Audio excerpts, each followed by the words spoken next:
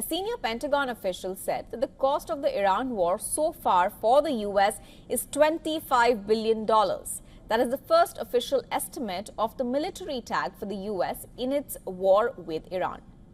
With just 6 months to go for the US midterm elections, Democrats are linking the Iran war cost with affordability. Oil prices rose more than 6% on Wednesday to over $180 per barrel. And that is the highest in nearly a month. US gasoline prices have jumped to the highest in over 4 years to nearly $4.25 per gallon from about $2 per gallon before the start of the war.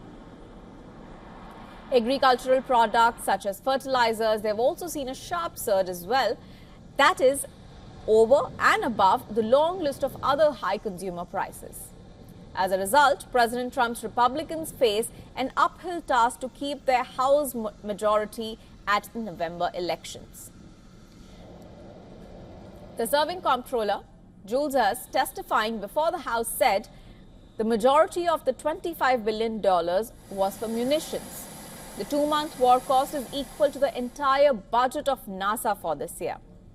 However, Hurst did not clarify if the cost estimate included more money for rebuilding and fixing base infrastructure in West Asia that was destroyed in the war.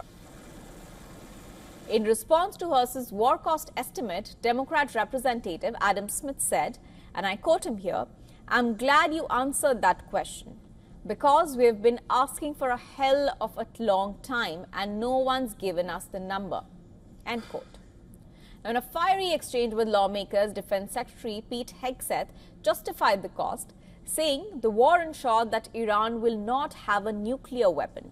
He questioned, and I quote, "What would you pay to ensure Iran does not get a nuclear bomb?